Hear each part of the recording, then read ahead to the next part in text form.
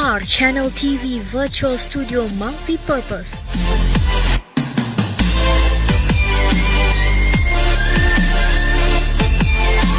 We provide virtual studio space for multi-purpose, talk show, news, online coaching and presentation, webinar, firm conference and more. With a professional worker and up-to-date visual graphics set and design, call us for more information.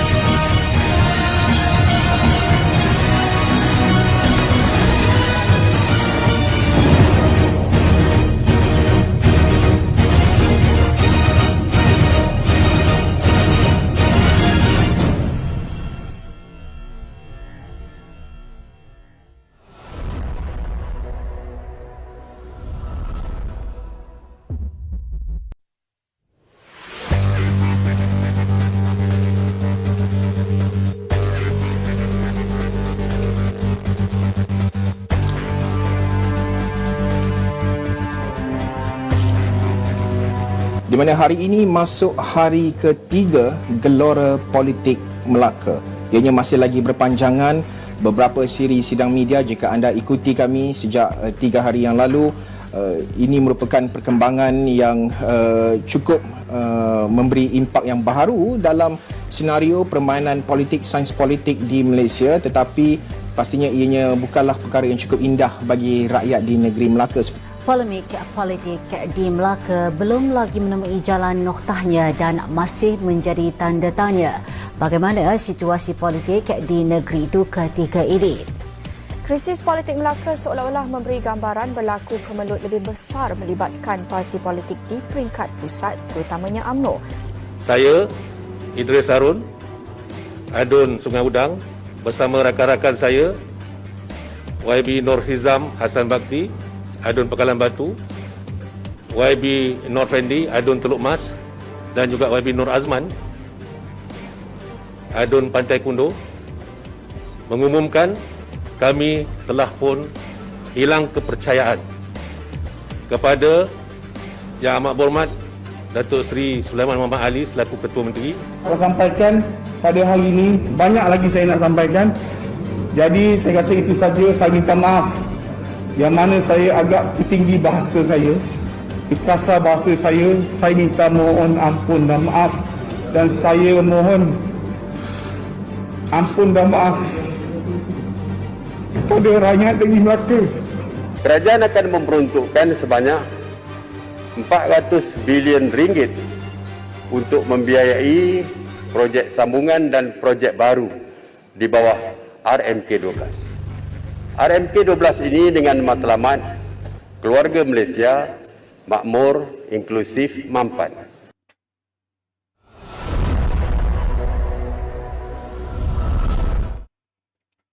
Bismillahirrahmanirrahim. Assalamualaikum warahmatullahi wabarakatuh. Terima kasih kepada anda yang terus setia bersama dengan NR Channel TV dan syukur Alhamdulillah kerana kita masih diberi kesempatan untuk hidup dan menguruskan kehidupan kita dan keluarga kita. Bagi pihak seluruh warga kerja NR Channel TV, saya mendoakan kita semua sihat walafiat dan sentiasa dipermudahkan Allah dalam segala urusan. Dijauhi dari segala mara bahaya dan dilindungi dari petaka dunia dan akhirat. Moga kita terus kekal selamat dan bahagia dalam keluarga Malaysia. Jangan lupa untuk like, komen, share, follow dan subscribe Facebook page dan YouTube NR Channel TV agar segala maklumat dan pengetahuan yang kita perolehi malam ini dapat memberikan manfaat kepada kita semua. Siaran ini juga boleh ditonton secara langsung melalui portal kami nrchanneltv.com.my, YouTube dan Instagram NR Channel TV. Malam ini, saya kembali semula melalui segmen Jawab Saya Tanya untuk sekitar lebih kurang 1 jam bersama satu sosok pemimpin hebat yang mengepalai Parti UMNO, parti terbesar orang-orang Melayu yang sentiasa dicemburui kepimpinannya oleh lawan dan kawan. Sebelum itu, terima kasih kepada Tourism Pahang kerana percaya dengan penerbitan kami dengan menaja program NR Channel TV dan kepada sesiapa yang ingin menaja ruangan iklan di siaran kami boleh hubungi nombor yang tertera di bawah untuk sebarang keterangan lanjut. Kita lafazkan kalimah syukur kepada Allah di atas berkurangnya bilangan positif COVID-19 harian dalam negara. Semoga keadaan ini berterusan sehingga kita pulih sepenuhnya daripada pandemik walaupun masih perlu menerima keberadaan virus ini dalam masyarakat kita. Baik, baru sejenak kita bertenang daripada kemelut peralihan kepimpinan negara dan baru mahu menghela nafas sedikit lega kerana serangan COVID-19 yang semakin reda sambil menunggu perbahasan para ahli parlimen mengenai RMK12. Tiba-tiba kita dikejutkan pula oleh gegak gempita politik di Melaka, negeri bersejarah. Keputusan terkini di Melaka adalah Dewan Negeri telah dibubarkan. Keputusan membubarkan DUN Melaka adalah termasuk dalam budi bicara yang di-Pertuan Negeri Melaka di bawah perkara 19.2 Undang-Undang Tubuh Negeri Melaka. Semua pemimpin gelisah, rakyat menambah resah. Ada usaha mendaruratkan Melaka atas alasan kesihatan. Semua parti politik dilihat bersepakat dan adakah usaha ini akan dilihat mencabuli perkara 19.2 yang disebutkan tadi. Dan sampai bila sistem demokrasi berparlimen akan dihalang kerana COVID-19 sedangkan Kementerian Kesihatan telah pun memberitahu rakyat bahawa COVID-19 sudah pun berada dalam kehidupan kita. Kita juga telah diberitahu bahawa kita telah memasuki fasa endemik, imuniti kelompok sudah pun tercapai. Ya, selagi manusia hidup bermasyarakat, selagi itu akan ada politik. Kerana politik adalah persyaratan untuk mendapat kuasa bagi menyusun masyarakat itu sendiri. Namun semakin banyak tulisan dalam media sosial yang meluah marah kepada orang politik. Kata mereka, orang politik hanya fikirkan kepentingan diri mereka tanpa mengendahkan resah rakyat yang tenat dilanda pandemik COVID-19. Dalam negara kita, berita dan cerita politik menjadi sumber asas kepada setiap media yang ingin dilanggani. NR Channel sedar keadaan ini berlaku kerana setiap rakyat akan terkesan dengan setiap liku pusingan politik dalam negara, walaupun ke atas orang paling benci kepada politik. Maka dengan penuh tanggungjawab pada kali ini, kami mahu terus berkhidmat kepada rakyat dengan cara kami tersendiri. Ada berita kita kongsikan.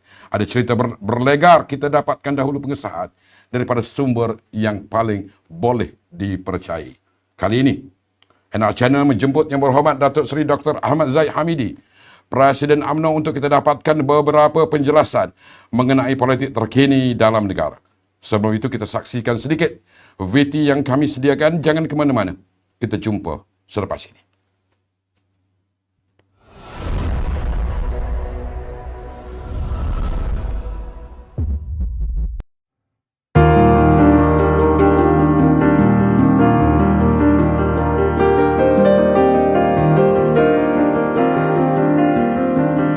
Fokus kerajaan untuk membina keluarga Malaysia melalui rancangan Malaysia ke-12 ini sebagaimana di dalam buku RMK 12 yang telah diedarkan kepada kita di Dewan Yang Mulia ini, tentunya bertujuan untuk mewujudkan sebuah negara Malaysia yang makmur, inklusif dan mampan.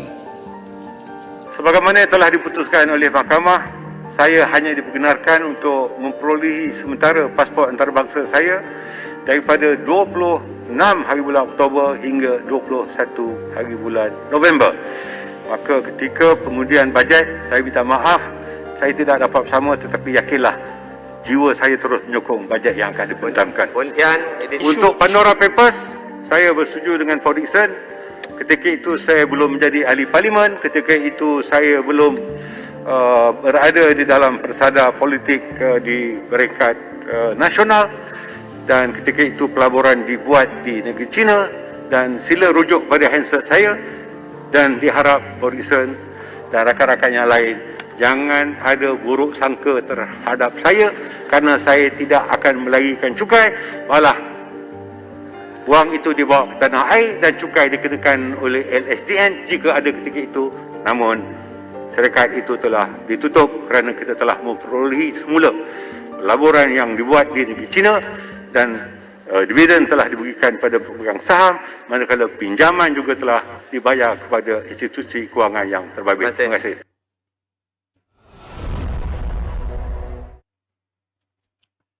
Assalamualaikum warahmatullahi wabarakatuh. Waalaikumsalam warahmatullahi wabarakatuh. Yang berhormat Datuk Seri sihat. Alhamdulillah. Pertamanya nak tahniah kerana akhirnya dapat kembali pasport untuk berubat ke luar negara. Bersyukur dan ingin mengucapkan terima kasih kepada beberapa pihak yang telah mempermudahkan penggunaan sementara pasport berkenaan. Ya. Bila-bila masa akan bertolak ke Jerman? InsyaAllah dalam waktu yang terdekat. Baik. Datuk Seri, ada beberapa perkara utama yang saya nak tanya kepada Datuk Seri pada kali ini. Harap semuanya kita boleh selesaikan dalam masa yang kita ada. Saya akan mulakan dengan soalan. Kami kenal Zahid Hamidi ini sebagai mantan Ketua Pemuda UMNO, orang politik, Presiden. Sebenarnya siapa Zahid Hamidi sebelum 1956? Boleh kongsi latar belakang Datuk Seri dalam dunia korporat. Di dalam dunia korporat, saya memulakan kerjaya saya pada tahun 1976 sebagai ahli bank.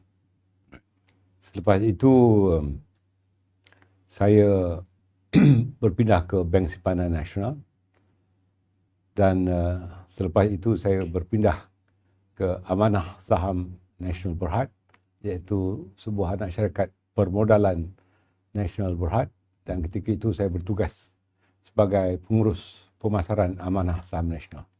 Dan selepas itu saya telah bertugas di sebuah syarikat Mara Holding yang dipanggil sebagai SPPIK, Syarikat Perusahaan Industri Kampung. Dan selepas itu saya menjadi sisa politik untuk selama 7 tahun. Dan penglibatan dalam dunia korporat saya ceburi selepas tugas saya selesai sebagai sisa politik. Dan saya menjadi seorang CEO atau Ketua Pegawai Eksekutif sebuah syarikat yang tersenarai di Bursa Saham Kuala Lumpur. Syarikat yang tidak ada kaitan dengan kerajaan, tidak ada kaitan dengan parti. Atas latar belakang korporat dan perbankan sebelum itu, saya telah juga beri kepercayaan untuk menjadi pengurusi Bank Simpanan Nasional ketika itu. Dan saya juga menjadi pengurusi eksekutif dan pengurusi 3 lagi syarikat yang tersenarai yang terlibat di dalam pelbagai bidang. Dan selepas itu saya mengundurkan diri dalam bidang korporat kerana saya dilantik sebagai Timbalan Menteri Pelancongan pada tahun 2004. Okay. Sebenarnya mukadimah tentang dunia korporat ini saya tanya Datuk Seri sebab sehari dua ini viral tentang Pandora Papers. Mungkin ada yang perlu Datuk Seri perjelaskan. Kalau Datuk Seri perjelaskan di dalam sidang parlimen, saya rasa masih ada lagi pihak-pihak bercakap. Apa sebenarnya tentang Pandora Papers ini? Pandora Papers adalah satu dapatan dari beberapa kaji selidik yang dilakukan untuk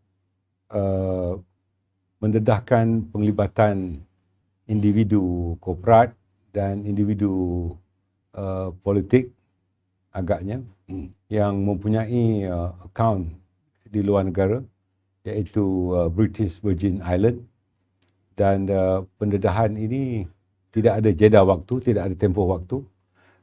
Sebaliknya, mana-mana individu yang mempunyai pengaruh, sama ada dalam bidang korporat atau dalam bidang politik, didedahkan melalui siaran daripada Pandora Papers ini, dan ianya turut dijadikan sebagai usul oleh Ketua Pembangkang supaya siasatan dapat dilakukan terhadap individu yang terlibat di dalam pendepositan wang di British Virgin Island.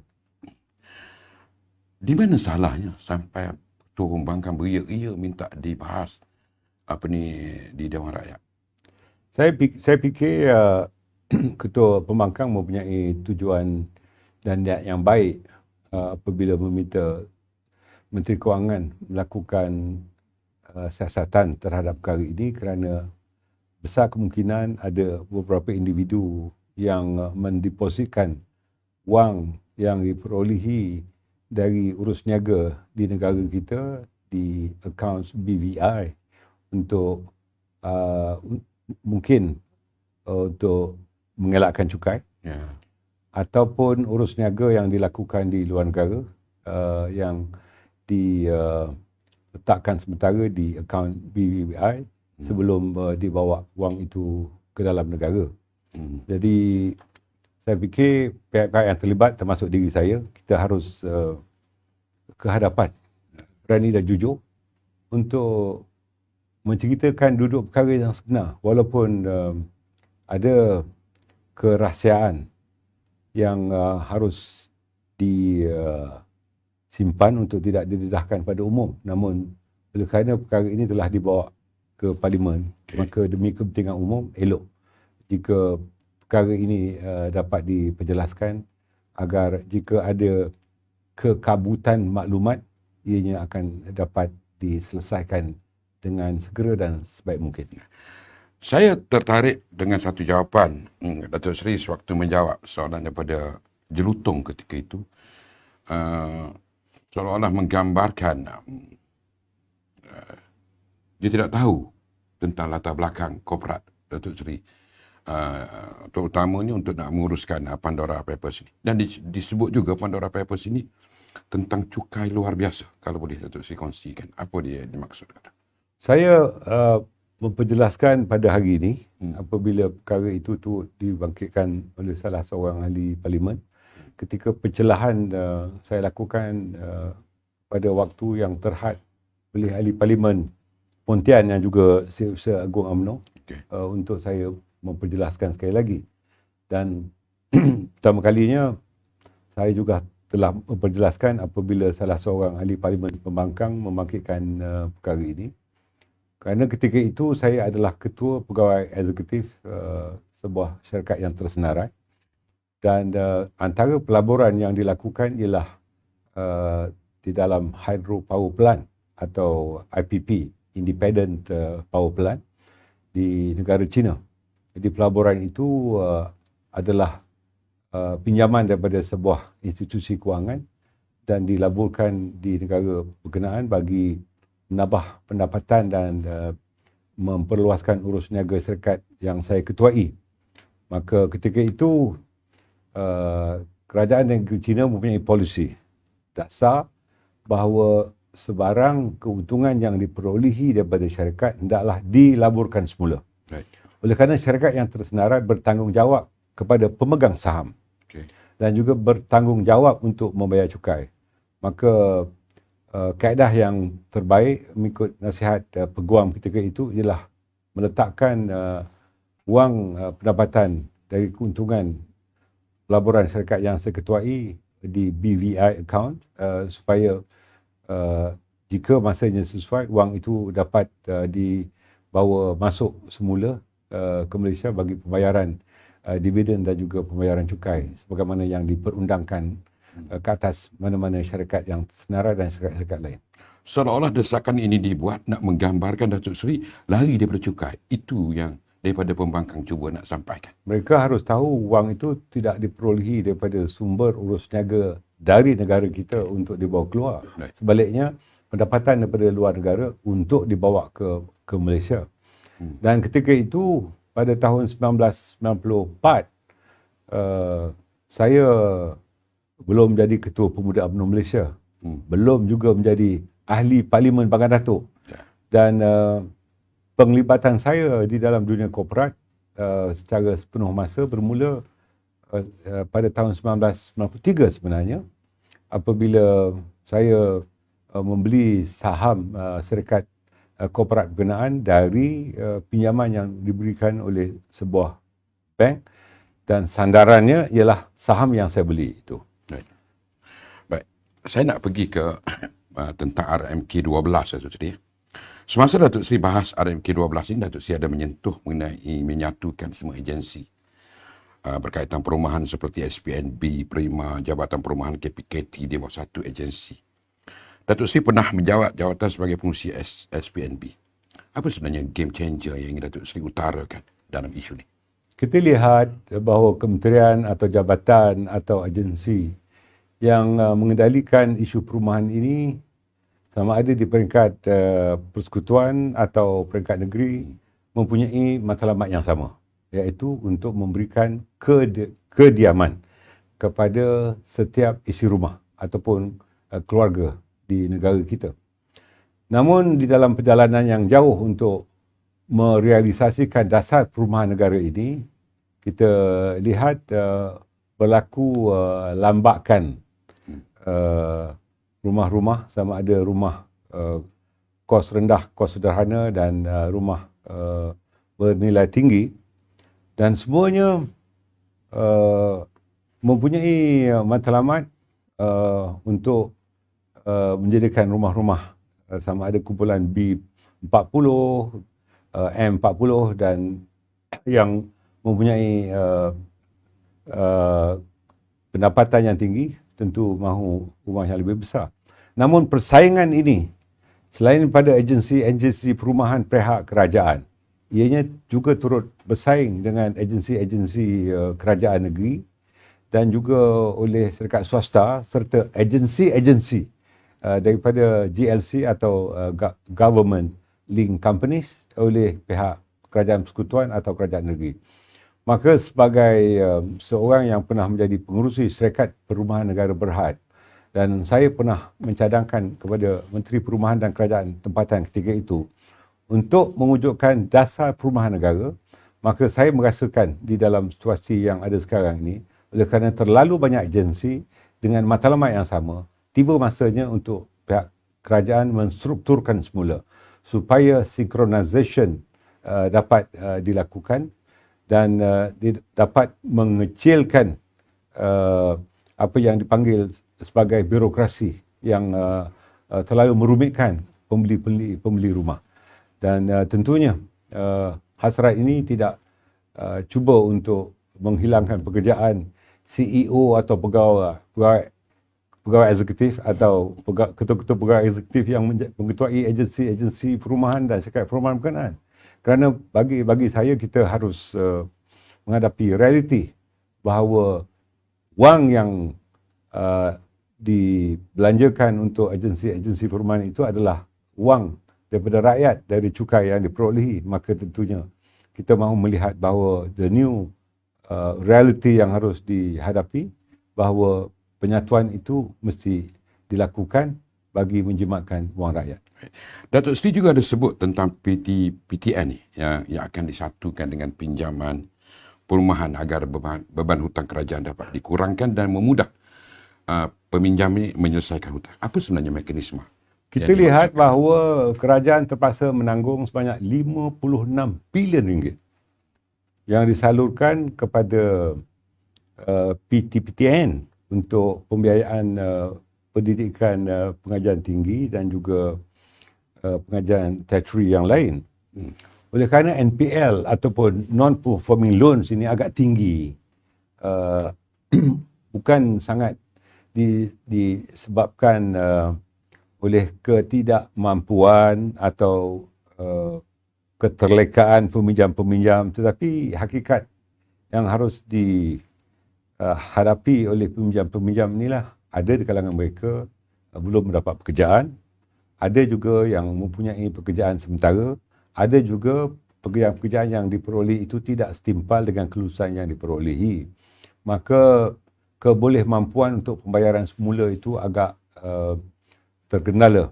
Oleh sebab itu ada sebuah entity SPV, Special Purpose Vehicle, yang mencadangkan agar kerajaan dapat mengurangkan bebanan itu, tetapi peminjam-peminjam harus membayar balik pinjaman itu dengan mencantumkan pinjaman perumahan dan pinjaman-pinjaman yang lain untuk suatu tempoh yang agak panjang. Artinya bebanan peminjam itu akan dapat dikurangkan melalui tempoh jeda waktu yang diberikan. Saya ambil contoh, umpamanya jika keluarga muda yang berijazah ataupun berdiploma, tentu mereka mahukan rumah kediaman.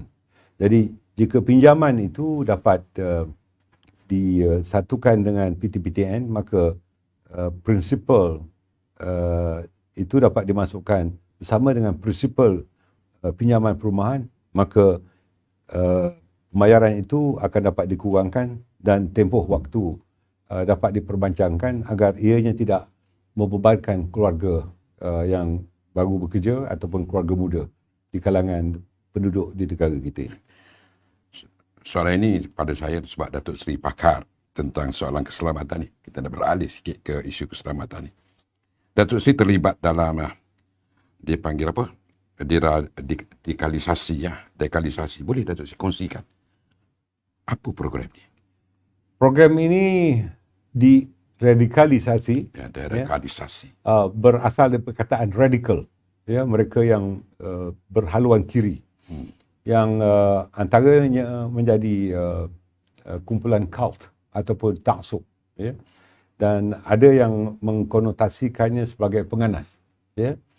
Maka ketika saya menjadi menteri dalam negeri, ketika itu ada pertubuhan ISIS, ya, ada pertubuhan AS, ya, iaitu pertubuhan kononnya penganas-penganas Islam yang diberikan jenama oleh agensi intelligence di Amerika dan negara-negara Eropah, dan terdapat beberapa negara Islam juga turut menyatakan bahawa memang terdapat kumpulan penganas. Sedang apa yang berlaku ialah state terrorism ataupun keganasan yang dilakukan oleh negara. Contohnya Israel yang mendominasi dan menjajah Palestin umpamanya, mengambil alih tebing barat, menghalau tuan punya tanah, menghalau penduduk-penduduk di tebing barat umpamanya. Itu adalah penganas yang ditaja oleh negara. Ya. Dan ianya seolah-olah menjadi penganas-penganas yang sah. Tetapi apa yang saya maksudkan dengan program diradikalisasi ini adalah bagi menukar bukan hanya perwatakan tetapi pemikiran dan ideologi seseorang atau sesuatu kumpulan itu agar kembali kepada masyarakat dan tidak menggunakan apa yang ada di hati dan minda mereka untuk melakukan perkara-perkara yang dianggap radikal atau ekstrim. Kita ambil contoh, Parti Komunis Melaya telah merekrut regimen yang ke-10 ketika itu, yang terdiri daripada ahli-ahli Parti Komunis Melaya yang terdiri daripada orang-orang Melayu. Ada di kalangan mereka terdiri daripada ustaz dan ustazah. Right. Ya. Tujuan utamanya atas indoktrinasi ketika itu untuk menghalau penjajah British ketika itu. Tetapi kemudiannya, ianya telah mengakar umbi di jiwa mereka, akhirnya mereka menjadi penganas komunis. Ya. Dan rancangan deradikalisasi itu telah dimulakan oleh PDRM melalui cawangan khas dan cawangan-cawangan tertentu di dalam PDRM. Begitu juga Military Intelligence, MIO, yang mempunyai rangkaian maklumat di seluruh dunia, khususnya untuk melakukan neutralization ketika itu untuk supaya pengganas itu kembali kepada masyarakat. Saya pernah menaja salah seorang bekas pengganas untuk pergi ke haji, suami dan isteri. Ya. Itu adalah pendekatan kerohanian sebelum program deradikalisasi saya perkenalkan secara resmi selaku Menteri Dalam Negeri dan Timbalan Perdana Menteri ketika itu. Dan terdapat beberapa kumpulan lain selepas itu, iaitu kumpulan Al-Ma'unah umpamanya, kalau Dato' Rafi ingat lagi di Sauk Kuala Kangsar, di mana kumpulan yang menjadi ekstremis kepada agama kononnya, ya, merampas senjata daripada sebuah kamp tentera, dan akhirnya mereka mahu mewujudkan Daulah Islamiah, iaitu sebuah kerajaan Islam kononnya ketika itu. Maka apabila penangkapan itu dilakukan dan mereka di-ISA-kan ataupun dipenjarakan mengikut akta-akta yang tertentu, maka program deradikalisasi itu telah bermula ketika itu. Di dalam keadaan yang di mana ketika saya jadi Menteri Pertahanan dan Menteri Dalam Negeri, kita lihat ramai di kalangan rakyat Malaysia yang ekstrim tadi yang pergi bukan hanya ke Afghanistan, pergi ke beberapa buah negara untuk menganggotai kumpulan ISIS ataupun IS ini. Dan mereka ada yang membawa suami, ada yang membawa isteri, ada yang berkahwin, anak-anak remaja yang berkahwin yang tertarik dengan tokoh-tokoh ini. Ya. Jadi apabila ini menjadi suatu masalah dunia, maka Malaysia yang ada pengalaman daripada Parti Komunis Melaya dan beberapa kumpulan radikal yang lain, kami telah menubuhkan satu urustia untuk menyemak semua sekali prosedur yang telah dilakukan sebelum ini untuk dijadikan sebagai satu manual, sebuah buku hardcover yang saya kongsikan sewaktu saya memberikan ucapan di UNGA, United Nations General Assembly. Dan buku itu selain daripada bahasa Melayu telah diterjemahkan ke bahasa Arab, bahasa Inggeris dan bahasa Perancis. Dan saya telah kongsikan dengan beberapa orang Perdana Menteri di negara luar, termasuk India, termasuk Britain, Australia, Kanada dan beberapa negara yang lain, supaya pengalaman Malaysia dapat diantarabangsakan, bagi dikongsikan, kerana kejayaan oleh pihak Polis Diraja Malaysia dan pihak ATM, Angkatan Tentera Malaysia, ketika zaman darurat dan di zaman aman tetapi kumpulan yang wujud, maka program deradikalisasi ini telah juga dikongsikan ketika saya menyampaikan syarahan di Oxford University di London, dan ianya akhirnya telah dijadikan sebagai bahan rujukan, termasuklah pusat deradikalisasi di Arab Saudi, di mana terdapat 37 orang penganas yang dilatih dan telah tercebur di dalam aktiviti keganasan ini, yang akhirnya telah dibuang di pulau atau tempat yang dipanggil sebagai Guantanamo. Dan saya telah bertemu dengan ke-37 orang ni semuanya. Sewaktu saya pergi ke pusat deradikalisasi Putera Mahkota Saudi ketika itu, yang juga Menteri Dalam Negeri. Maka pengalaman yang dibuat oleh Malaysia saya kongsikan juga dengan Saudi, kerana mereka yang balik ke Guantanamo itu antaranya seorang yang berpuasa sepanjang tahun, dan mogok lapar sepanjang tahun kecuali pada hari-hari yang diharamkan berpuasa. Kebetulan orang itu yang dipanggil penganas itu berkahwin dengan seorang wanita Indonesia, ya, dan dia sangat yakin apa yang dilakukan itu adalah benar, tapi jelas apabila pendekatan deradikalisasi itu dilakukan, jelas bahawa kesemuanya telah kembali ke pangkuan keluarga dan menjadi anggota masyarakat untuk mereka bukan saja lakukan penjelasan yang terbaik tetapi kembali kepada akidah Islam yang sebenarnya. Adakah usaha yang Datuk Seri buat baik sebagai Menteri Pertahanan, Menteri Dalam Negeri dan juga Timbalan Perdana Menteri semasa kerajaan BN memerintah itu diteruskan oleh kerajaan selepas BN? Dan sehingga saya tidak pernah mengikuti program-program ini lagi. Saya serahkanlah atas bijaksana budi bicara mereka. Saya fikir mereka lebih bijak daripada saya agaknya ketika mereka menjalankan tugas sebagai menteri-menteri yang bertanggungjawab mengenai perkara ini. Semasa Datuk Seri jadi Menteri Dalam Negeri, Datuk Seri juga menubuhkan beberapa pasukan khas dalam Polis Diraja Malaysia. Tapi akhirnya dimasukkan seperti pasukan, kalau tak silap saya, untuk nak memburu penyenayah, penagih dadah apa semua ini. Di PDRM memang telah ada jabatan-jabatan yang menumpukan kepada isu-isu berkenaan. Tetapi apa yang saya wujudkan dengan Tan Sri Khalid Abu Bakar, IGP ketika itu adalah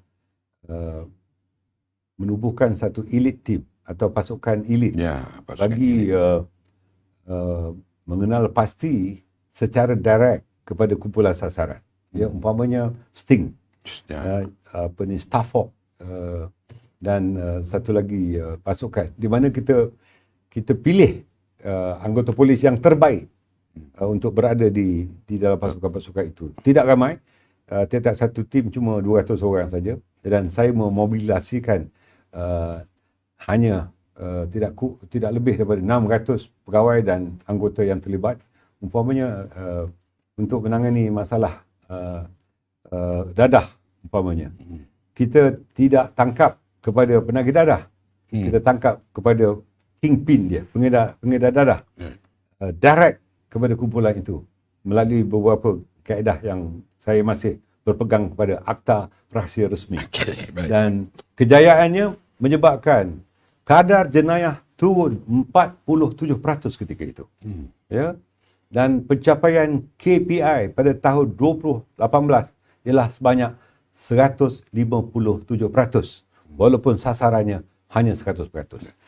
Selepas saja BN hilang kerajaan ketika itu masuk PH, semua dimansuhkan pasukan-pasukan ini. Saya tidak mempunyai pendapat mengenai perkara itu. Okey, baik. Baik, saya pernah terbaca mengenai usaha Datuk Seri dan Datuk Seri Najib dalam isu Moro. Ya. Bagaimana Malaysia sebenarnya mendepani isu ini, dan ketika zaman BN, dunia menghormati Malaysia sebagai kuasa penstabil politik. Mungkin saudara Datuk Rafi ingat kumpulan Abu Sayyaf yang melakukan penculikan, ya, dan menerima wang tebusan yang cukup banyak, yang kita tidak tahu apa saluran yang digunakan bagi wang tebusan itu diperolehi. Masalah di Mindanao ini adalah masalah yang terlalu berpanjangan. Saya berpegang pada die your neighbor, mesti memakmurkan jiran. Ya. Kenapa berlakunya influx pendatang tanpa izin ke bumi Sabah? Kerana berlaku pergolakan politik dan berlaku masalah keselamatan di Mindanao. Oleh kerana di Mindanao mempunyai satu kumpulan etnik yang dipanggil bangsa Moro. Mereka ini adalah 100% orang Islam di sana. Dan bagi mereka, Mindanao mesti diberikan kuasa otonomi. Dan ini tidak disetujui oleh GRP ataupun Government Republic of the Philippines. Oleh sebab itu, sebagai Menteri Pertahanan, saya telah diarahkan oleh Perdana Menteri ketika itu untuk membantu masyarakat Moro oleh kerana cara peribadi saya kenal dengan Nur Miswari dan saya kenal dengan Haji Abdul Murad Ibrahim, dua orang tokoh yang sangat terkenal di Mindanao itu. Ya. Saya telah mengambil inisiatif, bukan hanya sebagai menteri, tetapi atas nama peribadi. Orang Islam tidak harus bergolak sesama sendiri. Tidak harus bertempur sesama sendiri. Kerana ada budaya di Mindanao itu yang itu dipanggil rado. Ya, bukannya radu di Sabah. Rado artinya membalas dendam. Ya, jika datuknya pernah bergaduh dengan datuk kawan ini, ya, maka anak-anaknya akan balas dendam, kemudian cucunya akan balas dendam, akhirnya generasi-generasi berikutnya akan balas dendam. Ini tidak sehat untuk berterusan. Jadi dalam keadaan itu beberapa inisiatif saya telah ambil. Saya harap apa yang akan saya nyatakan ini tidak akan memperkaitkan dengan hubungan diplomatik atau soal diplomasi. Ya. Saya mengambil beberapa inisiatif ya, untuk menyelesaikan masalah bangsa Moro ini, di mana saya telah bertemu dengan Presiden Filipina sebelum ini dan Presiden Filipina yang sekarang ini. Ya. Saya telah terbang ke Davao dan bertemu dengan Presiden Duterte. Okay. Presiden Duterte secara kebetulan ya, ini untuk maklumat penonton NR Channel TV. Eksklusif ni. Ya, sangat eksklusif ya. Presiden Duterte punya seorang anak laki-laki. Anak laki-laki itu berkahwin dengan seorang wanita Islam Moro. Dan beliau mempunyai 3 orang cucu Islam. Dan Presiden Duterte memberitahu saya, ya, setiap tahun beliau menghantar orang-orang Islam pergi ke haji, sekurang-kurangnya 2 orang setahun. Artinya walaupun beliau seorang Kristian, tetapi beliau menghormati agama Islam. Ya? Jadi artinya mudah untuk saya berbicara dengan beliau. Ya? Termasuklah apabila Abu Sayyaf bergerak tegas ketika itu, saya telah minta kebenaran dengan Presiden Duterte kerana kita mempunyai kekangan. Pihak polis kita, polis Berin khususnya dan juga Navy punya kekangan untuk memburu mereka. Apabila kita sampai ke perairan antarabangsa, kita terpaksa patah balik. Sebab tripartite agreement, perjanjian 3 pihak antara kita, Filipina dan juga dengan beberapa negara yang lain menyebabkan kita tersekat. Oleh sebab itu, sebab saya bagi tahu, saya harap tidak mengganggu hubungan diplomasi, keizinan telah diberikan untuk tentera kita dan polis marin kita, khususnya tentera laut, untuk pergi di kawasan-kawasan yang telah dipersetujui oleh Presiden dengan dekri tertentu bagi kita pergi ke kawasan kubu penganas-penganas dan penyelundup berkenaan. Baik, betul. Sebelum saya nak pergi ke soalan berkaitan dengan politik semasa ini, saya ada satu lagi yang tentang RMK 12 yang Datuk disebutkan skim kredit mikro ni. Sewaktu Datuk Seri bahaskan tentang amanah ikhtiar Malaysia telah berjaya membantu mengurangkan taraf kemiskinan sebilangan besar rakyat, kalaupun belum keluar daripada taraf kemiskinan sepenuhnya. Adakah Datuk Seri mempunyai idea baru dalam pelaksanaan skim kredit mikro ini, seperti AIM ni? Mungkin tambah baik skim yang sudah ada, atau ada nak tambah lagi skim yang lain? Amanah Ikhtiar adalah sebuah organisasi bukan kerajaan, tetapi dibiayai dana pinjaman mikro ini oleh pihak kerajaan. Ya. Oleh kerana NPL, non-performing loan, ya, artinya orang yang tidak membayar pinjaman Amanah Ikhtiar ini terlalu baik, sehingga berada di tahap 99.5%. Malah di kawasan parlimen dan negeri tertentu, pembayaran dia 100%. Saya fikir di dalam keadaan dan usaha Perdana Menteri untuk menghapuskan kemiskinan dan membantu mengatasi masalah kekurangan pendapatan keluarga-keluarga miskin ini, saya fikir Amanah Ikhtiar harus diberikan empowerment, ya, supaya memperluaskan lagi pinjaman ini dengan kadar pinjaman yang lebih, ya, supaya keluarga-keluarga ini dapat dibantu. Kerana saya yakin peminjam wanita yang menganggotai Amanah Ikhtiar sebagai dipanggil rakan sahabat ni, ya, orang perempuan ni, wanita ni cukup taat membayar pinjaman. Dan skim yang ada, jika seseorang anggota itu tidak membayar pinjaman, dibantu oleh rangkaian sahabat. Jadi ini adalah satu sistem yang baik. Datuk Seri nak kata lelaki susah bayar hutang ke macam mana? Saya tidak kata begitu, tetapi saya ambil contoh tekun. Okey. Kebanyakan peminjamnya lelaki-lelaki. Baik. Taraf NPL-nya, non-performing loan-nya cukup tinggi. Okey. Saya hormat wanita dari segi meminjam yang dibayar balik. Saya lelaki juga, tetapi saya tidak mengatakan mereka tidak baik. Tetapi begitulah hakikat yang berlaku. Kalau nak bagi pinjam pada wanita. Kan mereka cukup amanah. Okey. Baik. Dan Seri, RMK 12 pun ni, saya tengok di pembentangan Datuk Seri bentang. Banyak benda-benda yang menarik.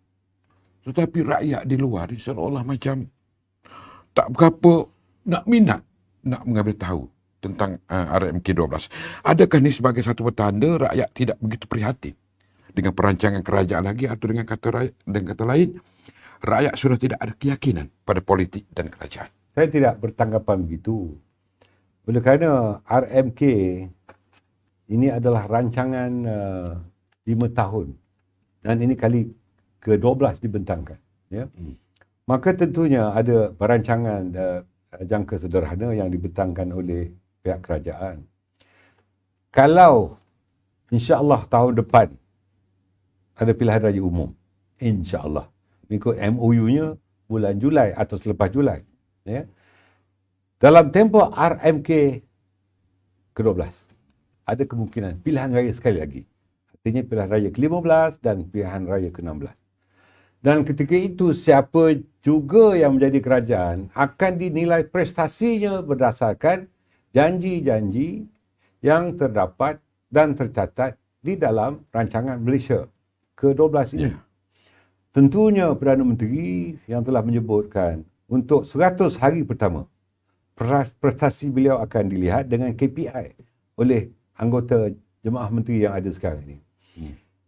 Maka jika kita kaitkan ya prestasi 100 hari pertama dan apa yang akan dilakukan di dalam bajet tahun hadapan yang akan dibentangkan dalam akhir bulan Oktober nanti, ya, tentunya adalah sebahagian daripada RMK 12.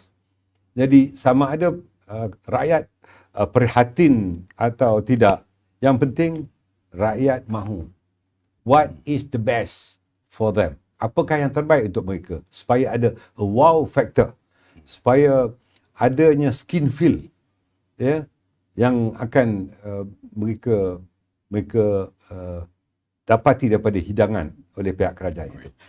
Baik, Datuk Seri, ada yang mengatakan untuk nak menilai prestasi kerajaan 100 hari ini, prestasi menteri sepatutnya tidak dinilai oleh Perdana Menteri sebab Perdana Menteri yang melantik. Ada yang mahu supaya satu jawatan kuasa bebas yang dikontaki oleh rakyat terutamanya untuk nak memastikan 100 hari ini berjaya. Kenapa? Saya fikir perlu ada dua segmen. Satu mesti ada zaman BN dulu seorang menteri yang bertanggungjawab, bukan mahu menilai prestasi seseorang itu bersama dengan Perdana Menteri, tetapi ada urustianya yang melihat performance ataupun prestasi seseorang menteri itu. Dan rakyat menilai berdasarkan kepada pendedahan prestasi seseorang menteri atau sesebuah kementerian atau jabatan itu. Maka penilaian rakyat ini lebih penting kerana mereka terpaksa membuat keputusan bila ada PRU dan harga terlalu mahal untuk dibayar. Jika sesebuah kementerian itu tidak mempunyai prestasi yang tinggi, maka performance parti politik ataupun kerajaan yang mengetuai sesuatu penggal pemerintahan itu akan terpaksa hilang kuasa. Walaupun kita lihat prestasi di dalam PRU sebelum PRU ke-14 itu tinggi dengan pelbagai lagi kaya ukur yang telah ditentukan, tetapi persepsi yang dibalingkan dengan wajah dan lukisan yang hodoh, maka prestasi yang tinggi pun dinilai oleh rakyat bahawa kerajaan ini tidak baik. Jadi dalam pada itu kita harus lihat aspek kualitatif dan juga kuantitatif agar kita berpijak di bumi yang nyata. Dalam suku 100 hari ini sebagai Presiden UMNO, Datuk Seri berpuas hati dengan prestasi yang ditunjukkan oleh beberapa Menteri UMNO di dalam kerajaan hari ini. Saya merasa tidak adil kalau saya memberikan penilaian kepada seseorang menteri saja. Ya. Tapi yang lebih penting untuk 100 hari pertama ini, ya, Perdana Menteri mesti dilihat dan memperlihatkan diri. Memberikan keutamaan kepada masalah rakyat. Dan ini sedang dilakukan. Jika Perdana Menteri memberikan prestasi yang baik, parti yang diwakilinya juga akan jadi baik. Atau jika parti yang akan menghadapi pilihan raya, ya, tidak dianggap berprestasi tinggi, maka akibatnya ialah kepada parti itu. Dalam hal ini UMNO telah meletakkan Yang Amat Berhormat Datuk Seri Ismail Sabri sebagai Perdana Menteri. Prestasi beliau akan dianggap oleh pengundi, oleh rakyat keseluruhannya sebagai prestasi UMNO. Kalau beliau melakukan sesuatu perubahan yang baik, insya-Allah UMNO juga akan ditanggapi sebagai sebuah parti yang baik kerana track record kita selama menjadi kerajaan dalam tempoh 62 tahun mempunyai prestasi yang cukup baik. Tetapi kita kurang kursi untuk membentuk kerajaan, maka selama 22 bulan kita menjadi pembangkang sepenuh masa. Tetapi kita menjadi sebahagian daripada kerajaan di bawah PM8 dan sekarang ini kita berada di bawah PM ke-9. Saya harap prestasi kita akan lebih baik. Bermakna sepanjang Datuk Seri menjadi Presiden, beberapa kejayaan yang dicapai sebelum ini tidak terluka dengan prestasi 100 hari ini. Saya lihat saudara Datuk Rafi, ya. Kalau dulu ada semacam gelombang, ya, kenaikan pandemik COVID-19, ya, dan kita dikurung di rumah 2 tahun, ya, begitu lama. Kita lihat kadar perceraian yang cukup tinggi. Ya, mungkin saudara Datuk Rafi bernasib baik mempunyai seorang datin yang cukup memahami tugas Datuk Rafi, maka keluarga Datuk Rafi berada dalam keadaan murni. Di luar sana berpuluh ribu keluarga yang berselerakkan anak-anak menghadapi masalah bila berlaku perceraian. Ya. Begitu juga kadar pembunuhan diri berlaku begitu tinggi. Islam pula tu. Dan pertama kali cukup ramai orang-orang Islam, ya, yang pegangan akidahnya mungkin terselubing disebabkan oleh desakan hidup, ya, tidak pernah berlaku. Tiba-tiba bila Perdana Menteri ke-9 jadi, alhamdulillah Allah Taala bukan saja mentakdirkan, tetapi satu perancangan yang baik.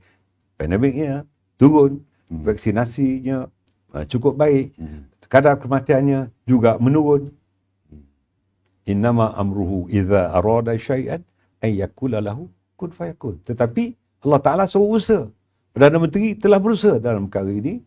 The reductions of fatal rate telah berkurangan dan ini saya anggap adalah salah satu prestasi yang harus disanjungkan kepada Perdana Menteri kita sekarang. Baik, saya nak ke politik Melaka tu Sri. Sri bawa Melaka. Saya orang Perak. Oh, Datin orang Melaka. Ini kita sama lah. Okey Datuk Sri, tentang politik Melaka ni. Kita dah tahu dah bubar. Kalau baca perkara 19.2 Undang-Undang Tubuh Negeri Melaka itu tidak ada pilihan untuk nak menghalang sebab sudah dibubarkan. Maknanya dihalang pilihan raya ini akan berlaku walau bagaimanapun. MKN, KKM ni belum dia bagi lagi dia punya asas bagaimana nak dilaksanakan. Persoalan saya adalah apakah wawasan Datuk Seri untuk Melaka yang nak diraih sekiranya berlaku PRN kali ini dari segi kepimpinannya, dari segi kerajaannya dan juga dari segi pembangunan terutama. Suatu premis yang harus diperakui oleh kita semua bahawa pilihan raya negeri Melaka tidak dapat dielakkan. Ya. Sama ada ianya mengikut Akta SPR harus dilakukan dalam tempoh 60 hari. Betul. Ataupun perlu diperpanjangkan mengikut proklamasi darurat yang akan ditandatangani oleh Yang Di-Pertuan Agong ataupun timbalan Yang Di-Pertuan Agong yang menjalankan tugas-tugas pemangkuan sekarang ini. Kita lihat contoh sebagaimana yang pernah berlaku di Sabah dalam pilihan raya negeri. Ketika itu, kita di Sabah berlaku hanya 1 digit saja. Ya, artinya satu angka saja, 1 sampai 9. Ya, pandemik COVID-19 ketika itu. Bila pilihan raya negeri diadakan ekoran daripada pembubaran Dewan Undangan Negeri, berbondong-bondong tentera pilihan raya daripada pelbagai parti datang. Sama ada dalam Sabah ataupun daripada luar Sabah. Dan ketika itu SOP juga dah ditentukan oleh SPR, ya, Dan juga KKM. oleh Kementerian Kesihatan Malaysia, tetapi manusia tetap manusia lah. Fitrah untuk kempen pilihan raya ini, ya, berjalan mengikut SOP, tetapi penularan kepada jangkitan COVID-19 akhirnya bukan hanya berlaku di Sabah tetapi turut menular di Semenanjung kerana kempen dijalankan. Maka berpandukan pada situasi itulah pada hemat saya, sebagaimana yang saya nyatakan dalam satu sidang media di Parlimen baru-baru ini, bahawa SPR tentunya akan melakukan konsultasi bersama dengan MKN, Majlis Keselamatan Negara, dan juga Kementerian Kesihatan Malaysia untuk melihat sama ada pilihan raya perlu diadakan dalam tempoh 60 hari ataupun mengikut proklamasi undang-undang. Kita harus ingat bahawa 2 pilihan raya kecil harus diadakan, iaitu di Greek dan Batu Sapi apabila kematian ahli parlimen. Dan kita perlu juga ingat bahawa di Sarawak juga sepatutnya ada pilihan raya negeri, tapi tidak dapat di Bugaya, di Sabah di Bugaya, bukan Batu Sapi, ya. Jadi 2 pilihan raya kecil dan pilihan raya negeri di Sarawak yang patut diadakan tapi disebabkan oleh proklamasi, maka ianya ditangguhkan. Jadi saya tidak mahu mendahului undang-undang atau mendahului agensi-agensi kerajaan yang lain, tapi saya fikir mereka akan menggunakan kebijaksanaan dan tata cara ini demi kepentingan rakyat negeri Melaka dalam pilihan raya nanti. Baik, Datuk Seri. Ya, saya sendiri pun bersetuju dengan pandangan Datuk Seri dalam keadaan pandemik sekarang ini sudah pergi kepada endemik ini. Tapi ada yang berpendapat bahawa PRN ini sudah tidak ada pilihan. Ini pakar-pakar kata kena juga adakan PRN. Tadi saya sebut tentang Undang-Undang Tubuh Negeri Melaka dan kuasa TYT Melaka. Keputusan itu muktamad, sebarang usaha untuk nafikan PRN ini akan dilihat mencabuli perkara 19.2 Undang-Undang Tubuh Negeri Melaka. Kita terima alasan pandemik. Kita bimbang ini dijadikan, orang kata apa, precedent case untuk negeri-negeri lain. Undang-Undang Tubuh Kerajaan Negeri Melaka dan juga Akta SPR serta kuasa-kuasa yang ada pada MKN dan juga KKM perlu dilihat selagi. Ya. Keutamaan kita, demokrasi mesti diterjemahkan. Ya. Tetapi jangan hingga memudaratkan kesihatan rakyat keseluruhannya. Maka langkah-langkah bijak harus dilakukan untuk kita menterjemahkan sistem demokrasi ini.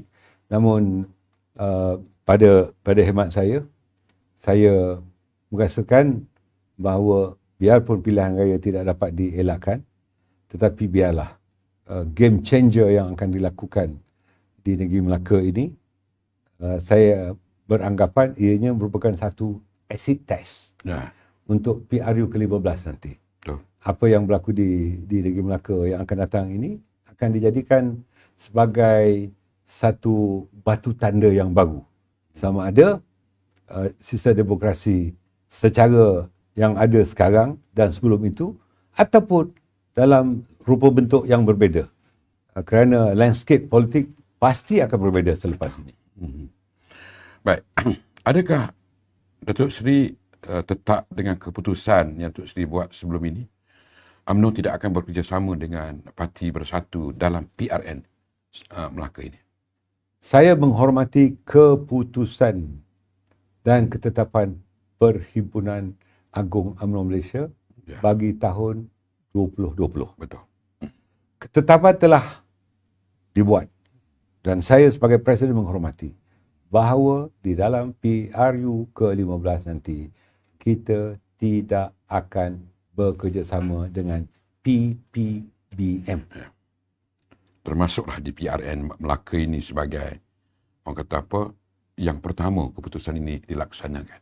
Saya fikir itulah kehendak di kalangan ahli-ahli UMNO dan kepimpinan UMNO di seluruh negeri Melaka. Saya harap mereka yang mendengar apa yang saya nyatakan ini adalah ekoran daripada suara hati dan suara hati politik mereka. Ya.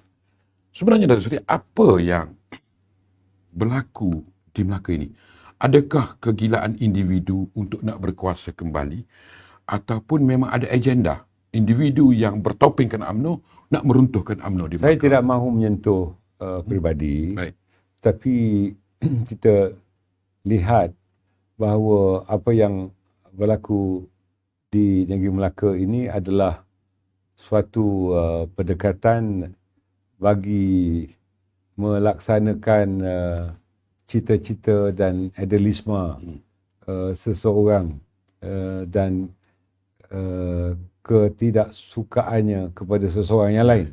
Bagi saya, kita ketepikanlah soal peribadi. Ada yang mengatakan tidak boleh ada dua singa di dalam satu bukit atau satu gunung. Ini bukan soal singa. Ada orang kata ini singa boleh 2 ekor sebab seorang satu jantan, satu betina, kan ya. Tapi hakikatnya ialah kita tepikan soal itu. Ya, yang penting ialah rakyat negeri Melaka. Ya, mesti diberikan kesaksamaan perkhidmatan seorang ketua menteri. Ya. Dan kalau mahu adakan pilihan raya sama dengan pilihan raya umum. Selesaikan masalah itu di situ. Bagi saya, cara peribadi. Dan oleh kerana TYT Melaka telah melakukan pengisytiharan pembubaran Dewan Undangan Negeri, maka kita hormati mengikut kuasa TYT sebagaimana yang tercatat di dalam Undang-Undang Tubuh Kerajaan Negeri Melaka. Datuk Seri, daripada isu Melaka ni sebenarnya hati nurani rakyat, mereka ni sudah pun bercakap di media sosial, mereka sudah bercakap di kedai kopi, di mana-mana tempat. Mereka ni sudah tak nak lagi tentang mendengar lompat parti lah apa semua ni. Mereka ni seolah mahukan satu mandat baru, satu pilihan raya baru diberikan kepada mereka untuk mereka nak menentukan pemilih. Kenapa tak dipercepatkan? Kenapa sampai bulan 7? Sehingga nak dibuat akta anti lompat parti ni? Ini bukan soalan perangkap kepada saya. Tak juga, sebab Presiden. Akta anti lompat sebagaimana yang dicadangkan oleh ahli Parlimen Pengerang, Yang Hormat Datuk Seri Azalina Osman Said, itu adalah merupakan cadangan yang terbaru dan ianya harus dilakukan. Ya, kita tidak mahu reptilia yang suka melompat, menukar di mana kolam yang dia rasa bukan hanya selesa tetapi dia boleh tercedok daripada kolam berkenaan dan mahu menyelamatkan diri, dan ketakutan yang amat luar biasa walaupun belum disiasat oleh mana-mana agensi penyiasatan. Apatah lagi diheret ke mahkamah untuk dituduh dengan lebih daripada 80 pertuduhan dan sebagainya.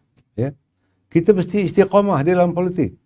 Ahli-ahli politik ni, beberapa buku yang saya baca dalam literature review menyebutkan bahawa bagi ahli politik mesti bersedia. Daripada 2 kaki, 1 kaki sebenarnya sedang berada di dalam penjara.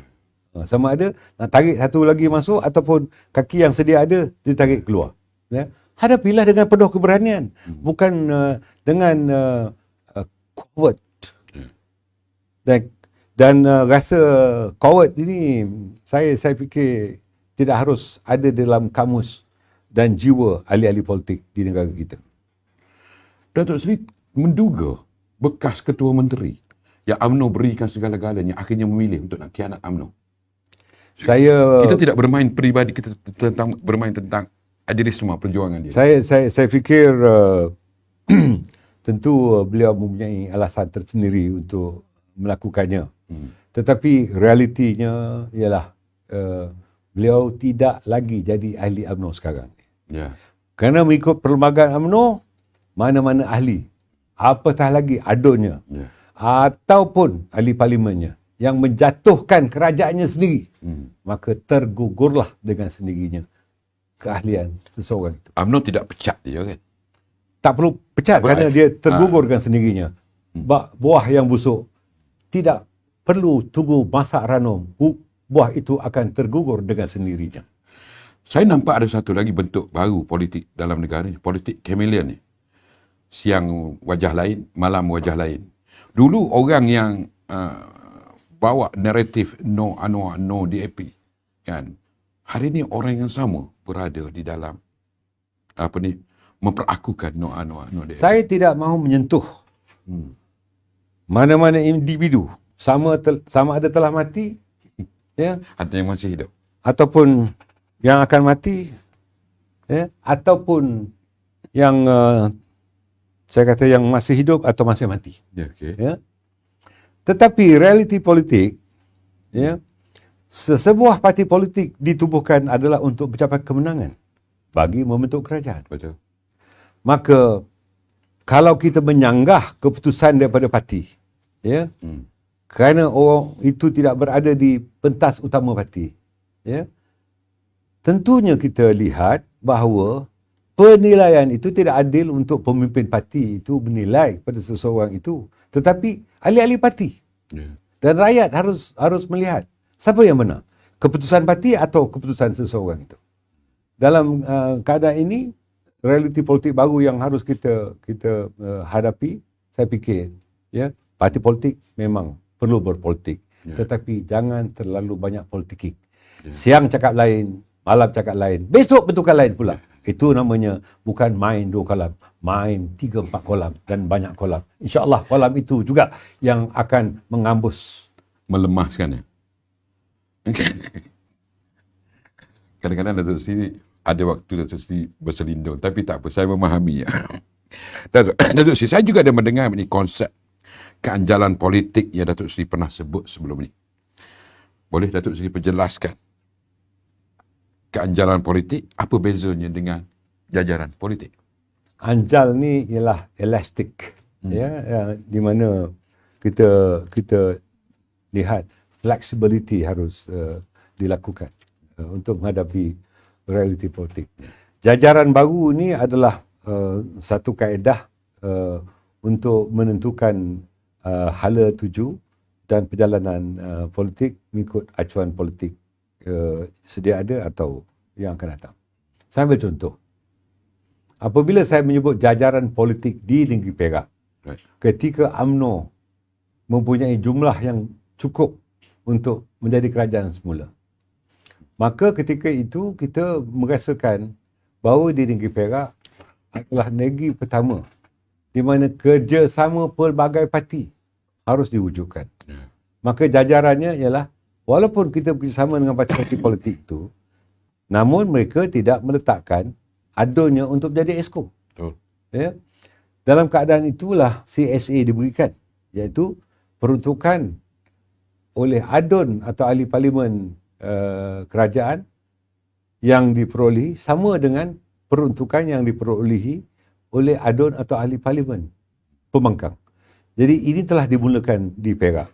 Hasilnya, apabila undi percaya dilakukan, ya, Yang Amat Berhormat Datuk Haji Sarani Mohamad mendapat sokongan 100% daripada adun di negeri Perak.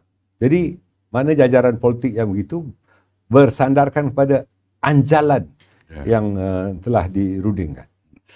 Baik, ketika Datuk Seri laksanakan anjalan di Perak ini, Datuk Seri diserang dengan berbagai tomahan, mengheret DAP lah, masuk dalam kerajaan. Tetapi bila berlaku di peringkat persekutuan, tidak salah pula keanjalan ini berlaku. Saya minta lah. Oleh kerana cermin sama ada di bilik air ataupun di bilik tidur tu banyak. Saya minta cermin di cermin-cermin itulah Ya. Ya, cermin muka. Sini. Baik. Bila kita sebutkan jalan politik itu sendiri berkait rapat dengan soal kestabilan dalam semua aspek ekonomi, kesihatan, pendidikan. Ada bagaimana dengan penekanan kepada keanjalan ini? Sebab saya melihat kerajaan hari ini dan sebelum-sebelum ini hanya politik semata-mata, tidak memberi penekanan kepada perkara-perkara yang saya sebutkan tadi. Kita harus mempunyai priority, keutamaan, atau dipanggil sebagai fiqhatul aulawiyat di dalam terminologi ataupun istilah siasah Islamiah. Ya. Di dalam hal ini kita harus berpijak kepada realiti politik baru. Dan telahan saya di dalam PRU ke-15 nanti tidak akan ada satu parti politik pun yang dominan. Ya. Ya. Macam seperti dominannya Barisan Nasional dengan parti-parti gabungan yang ada di dalam Barisan Nasional itu untuk membentuk kerajaan. Saya amat khawatir dalam PRU ke-15 akan berlaku pattern pengundian yang sama dengan PRU ke-14. Dan ini cukup bahaya. Maka keanjalan politik harus dipikirkan daripada sekarang bagi pembentukan sebuah kerajaan baru selepas PRU ke-15. Maka di dalam hal ini bukan hanya formula tetapi equations harus dilihat bagaimanakah kaedah yang terbaik agar keutamaan kepada rakyat harus dilihat, terutamanya soal kesihatan tadi, soal pendidikan dan soal ekonomi. Jangan lupakan bahawa soal melakukan ibadah kita, ya. Jangan adanya sekatan untuk kerja-kerja dakwah dilakukan. Jangan ada sekatan juga untuk pendakwah-pendakwah atau da'i ini pergi keluar negara dengan adanya dulu My Travel Pass. Saya ucapkan terima kasih pada Yang Berhormat Perdana Menteri. Beliau telah mengumumkan hari Ahad yang lalu, mulai daripada hari Isnin, tidak ada lagi MTP atau My Travel Pass dan da'i ini pergi ke luar negara. Saya bagi pihak jemaah saya, seluruh negara, mengucapkan terima kasih kepada langkah bijak yang dilakukan oleh Perdana Menteri yang mengizinkan da'i untuk pergi. Dan pada waktu yang sama, travelers kita, ya, ataupun pelancong-pelancong kita yang keluar negara, ya, pun diizinkan. Dan tidak ada lagi sekatan di kaunter-kaunter immigration di lapangan terbang antarabangsa untuk mereka tidak keluar negara. Tapi sempadan belum dibuka. Pintu sempadan masih belum dibuka. Ya, ada SOP yang harus dipatuhi. Namun saya fikir langkah pertama yang diumumkan oleh Perdana Menteri adalah merupakan langkah yang baik. Right. Datuk Seri, kalau saya boleh sahkan, Datuk Seri adalah peneroka perpaduan Melayu di PWTC pada 14/9/19.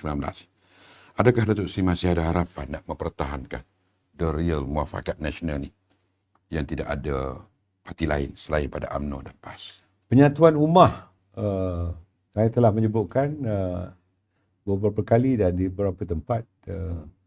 Secara peribadi saya mulakan dengan Allahyarham Profesor Datuk Dr. Harudin sejak tahun 1998 selepas saya graduatekan daripada Universiti ISA ketika itu. Jadi graduate bukan senang dapat dah. Jadi ketika saya bertemu dengan Allahyarham, kita telah membincangkan dari hati ke hati.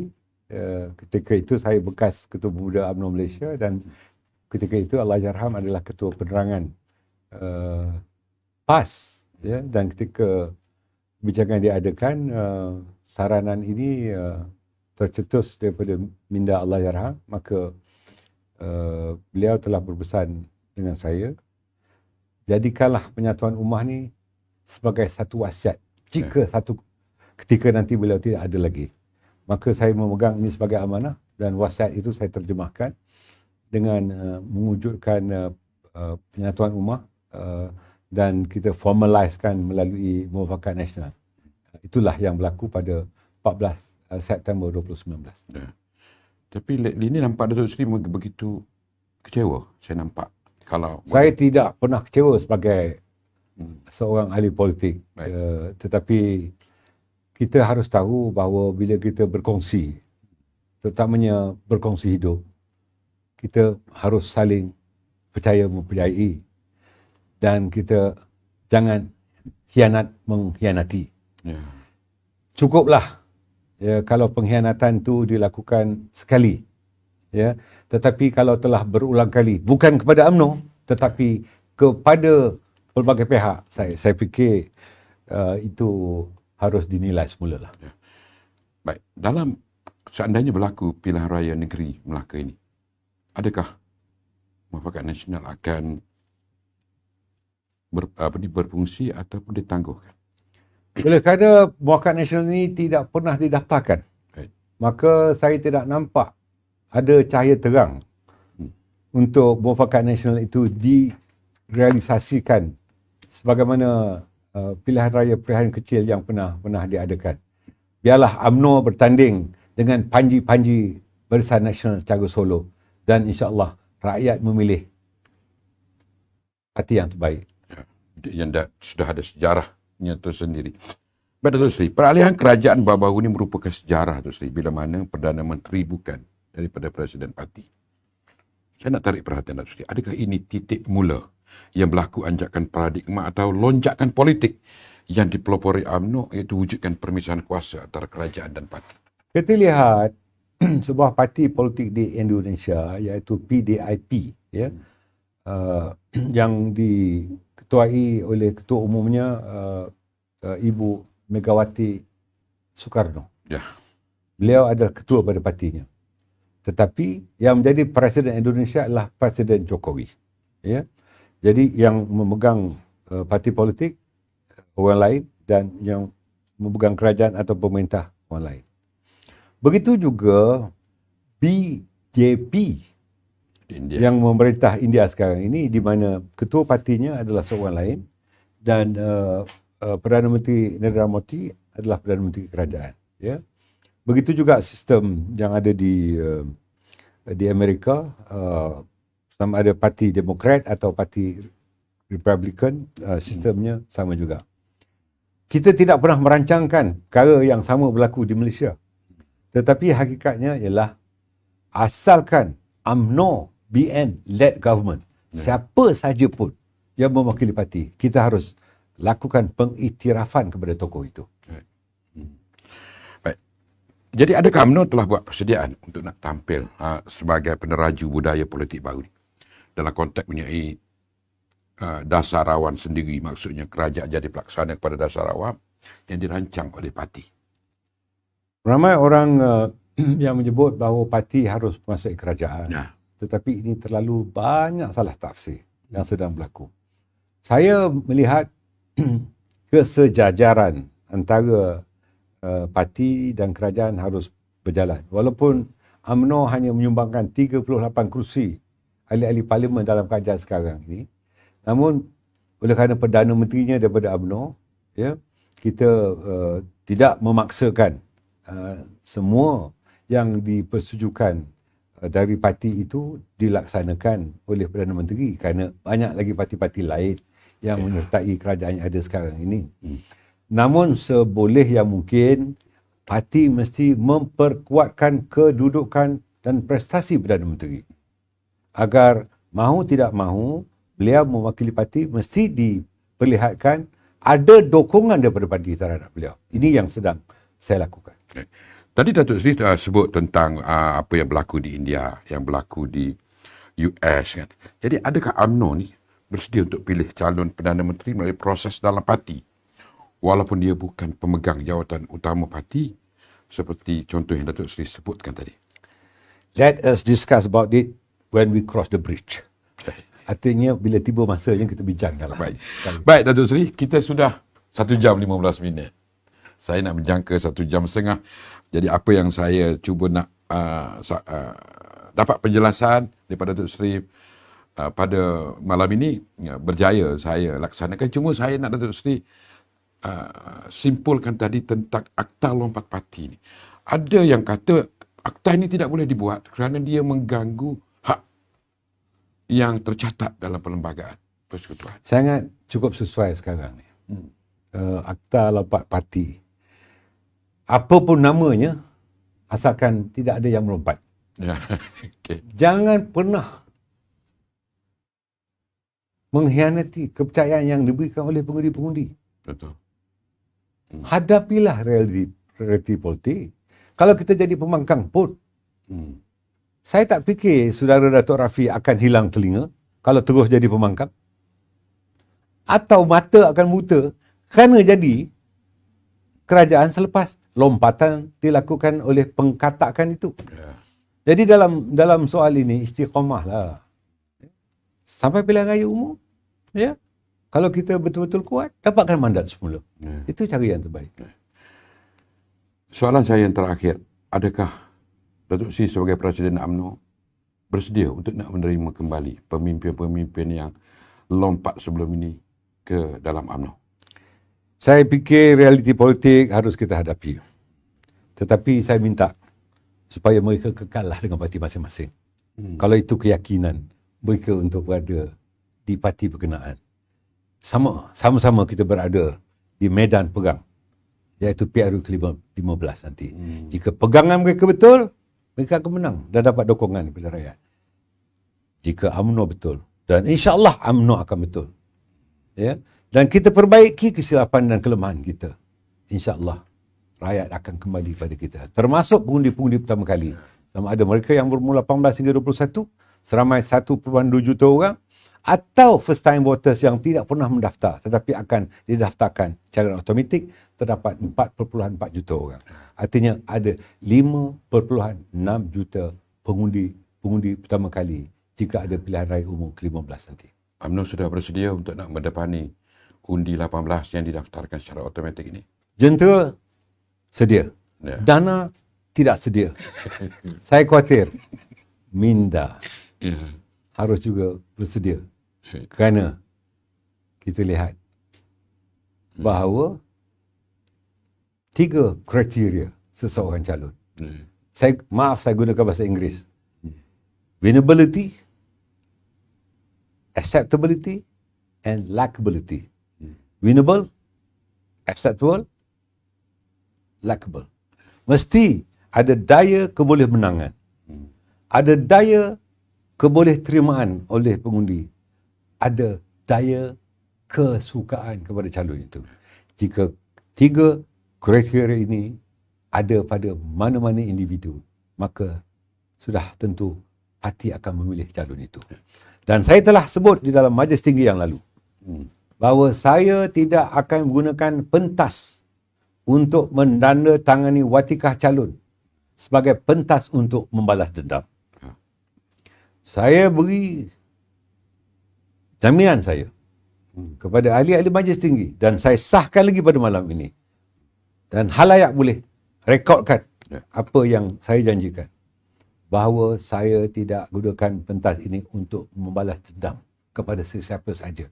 Asalkan 3 kriteria tadi dipenuhi. Saya akan duduk bersama-sama dengan Timbalan Presiden UMNO yang juga merupakan pengarah pilihan raya UMNO dan Ketua War Room. Dan saya juga akan duduk dengan Perdana Menteri untuk menentukan seseorang calon berdasarkan 3 kriteria tadi. Jangan khawatir. Tak perlu takut. Jangan takut. InsyaAllah orang ini tidak akan membalas dendam kepada sesiapa pun. Walaupun dia dikhianati oleh rakan-rakannya sendiri. Bukan saja dikhianati, difitnah, dihina, diaibkan, diheret. Tapi insyaAllah saya ada Allah. Pegangan saya Allah yang menentukannya. Jika saya ada masalah, saya kembali pada Allah. Allah akan jaga seseorang itu jika kita menjaga Allah. Itu pegangan saya. Adakah PRN Melaka ini Datuk Seri akan mengetengahkan calon muda dan baru? Saya fikir masanya sudah sampai. Kita mesti memberikan harapan baru kepada pengundi-pengundi baru yang pertama kali, kita mesti memberikan harapan. Orang yang ada masalah apa pun, termasuk individu yang berpolemik, harus membetulkan kesilapannya. Tapi dalam politik ni bagi harapan ni takut tu Sri. Sebab harapan ni tidak kesampaian.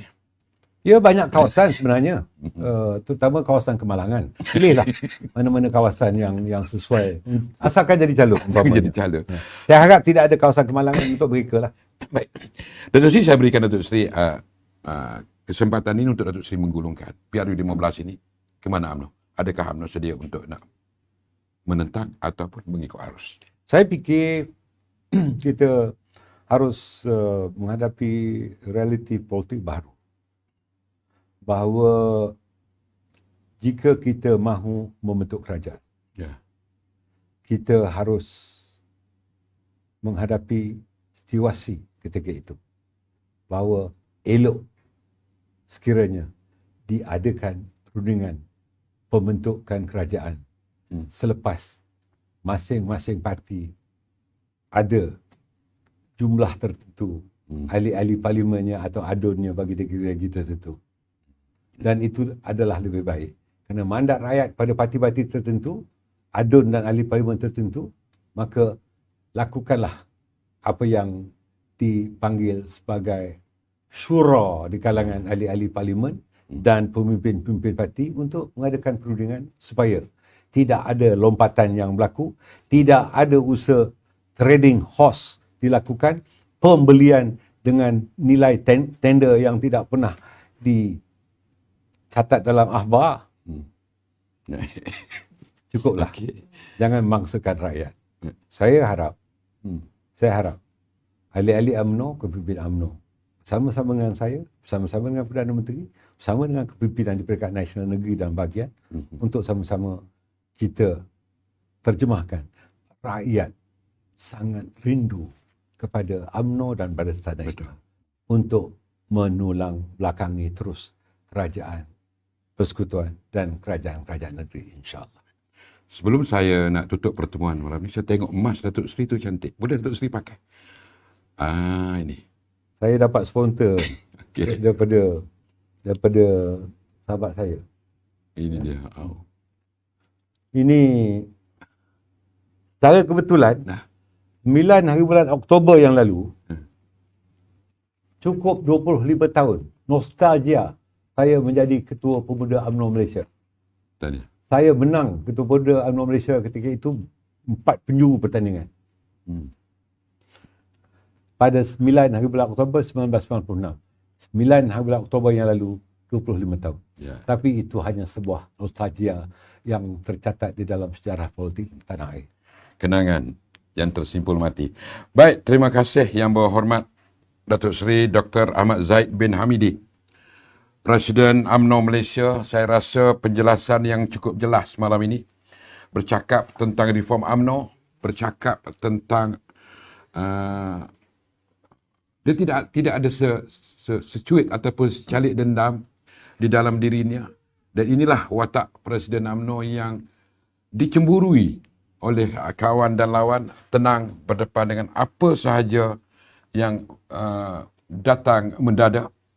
Baginya UMNO itu lebih penting daripada segala-galanya. Jadi kita berpisah di sini dulu malam ini. InsyaAllah, kalau ada kesempatan yang lain, saya akan jemput semula yang berhormat Datuk Seri. Dalam serius ada main-main, dalam main-main itu ada serius. Jangan kita hilang satu kawan, jangan kita tambah satu musuh. Ada salah dan silap adalah datang daripada kelemahan.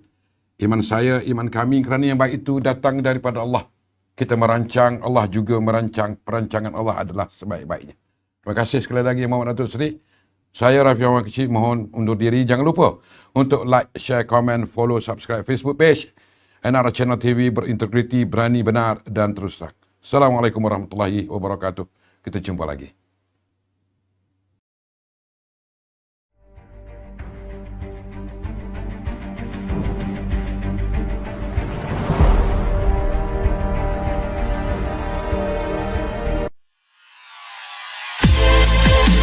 NR Channel TV Virtual Studio Multipurpose.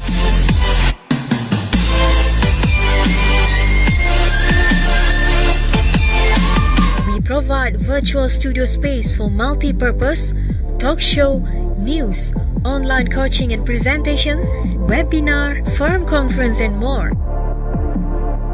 With a professional worker and up-to-date visual graphics set and design, call us for more information.